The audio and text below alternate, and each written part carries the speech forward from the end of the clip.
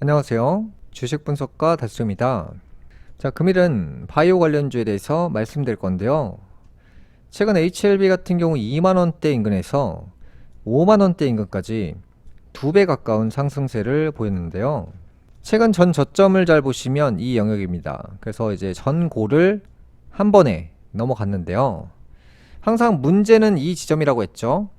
전 고점에 예전에 매수했던 사람들이 시간이 지나서 이렇게 하락세를 보이면 재차 상승이 나오게 됐을 때 본전 영역이잖아요. 그러면 이 사람들은 본전이 왔으면 팔 마음이 일단은 크단 말이죠. 왜냐하면 1년 이상 기다렸기 때문에 지쳐있는 상황입니다. 최근에 매수해서 기다리는 사람 마음하고는 다릅니다. 그렇기 때문에 대체적으로 이 구간이 왔을 때는 매도 폭탄이 나올 확률이 높다는 거죠.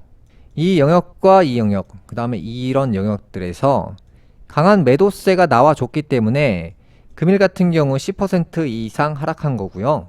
HLB 같은 경우는 항상 이 구간에서 올랐다가 떨어지는 특징을 보이지만 예전과 지금은 다른 점은 올해 같은 경우는 FDA 관련 이슈가 강하게 자리 잡고 있기 때문에 일단 지금 떨어져도 기대감은 죽지 않는단 말이죠.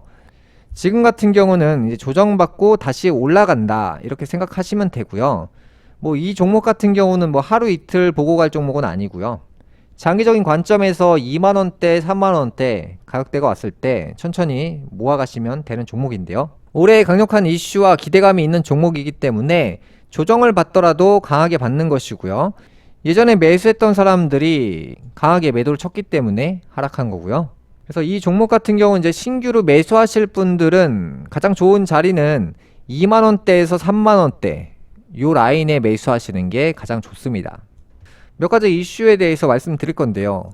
정부가 오는 2027년까지 연매출 2조 원 이상을 달성할 신약 2건을 창출하겠다는 청사진을 제시하면서 주인공이 누가 될지 관심이 집중되고 있습니다.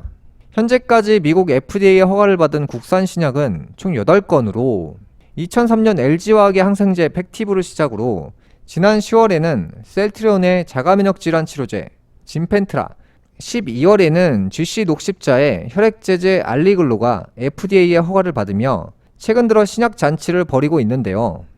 기존에 뚫지 못한 항암제 분야에서 FDA 신약 허가가 가시화되면서 비교적 빠른 시간 내에 블록버스터 매출 목표를 달성할 가능성이 높아지고 있는데요. 가장 유력한 신약은 HLB의 간암치료제 리보세라닙입니다. HLB는 글로벌 13개국에서 리보세라닙과 캄렐리주맘의 병용요법에 대한 간암치료제 임상 3상을 마치고 지난해 5월 FDA 신약 허가를 신청했으며 늦어도 오는 5월까지는 허가 여부가 결정됩니다. 특히 HLB는 향후 5년 내 10조 원 이상의 시장을 형성할 것으로 기대되는 간암치료제 분야에서도 가장 수요가 높은 1차 치료제로 허가를 받을 것으로 예상됨에 따라 블록버스터 매출 달성이 비교적 빠를 것으로 예상됩니다. 회사는 시판 후 3년 내 리보세라닙 매출이 2조 원을 넘어설 수 있을 것으로 전망하고 있습니다. HLB는 이미 미국 39개 주에서 의약품 판매 준비를 마치는 등 상업화 속도도 높이고 있어 허가 시 매출이 에코프로처럼 2배, 3배 상승하는 모습을 보일 수도 있습니다. 다음 종목은 고바이오랩인데요. 최근 멤버십 관련주로 추천해서 2배 가까운 상승세를 보였는데요. 고점에서 80에서 90% 가까운 하락을 보였는데요. 장기적으로 하락하다 보면 올라갈 시점이 오면 굉장히 강한 모습을 보이는 특징을 보입니다. 이렇게 단기적으로 급등세를 보이다 보니까 시장에서는 이 종목을 주목하고 있는데요. 우선 고바이오랩은 셀트리온과 마이크로바이옴을 공동 연구하고 있고요. 셀트리온의 투자 및 인수 기대감이 커지고 있는데요. 최근 셀트리온은 셀트리온 헬스케어와 합병을 통해서 바이오시밀러와 신약을 아우르는 종합 헬스케어 기업으로 재탄생을 기대하고 있는데요. 2014년 설립한 고바이오랩은 마이크로바이옴 신약 사업과 기능성 프로바이오틱스 사업을 주요 사업으로 영위합니다. 고강표 외 구인이 30.96% 지분을 보유한 것이 특징인데요. 고바이오랩 고강표 대표는 서울대학교 보건대학원 교수와 마이크로바이옴 센터장을 겸임하고 있고요.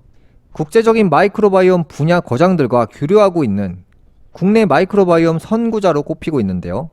고강표 대표이사는 2011년 제프리 고든 워싱턴 대학교 교수와의 만남을 통해서 연구의 미래와 사업 가능성을 확신했고 2014년 서울대학교 생명공학 공동연구원에 기반을 둔 벤처기업 고바이오랩을 설립했습니다.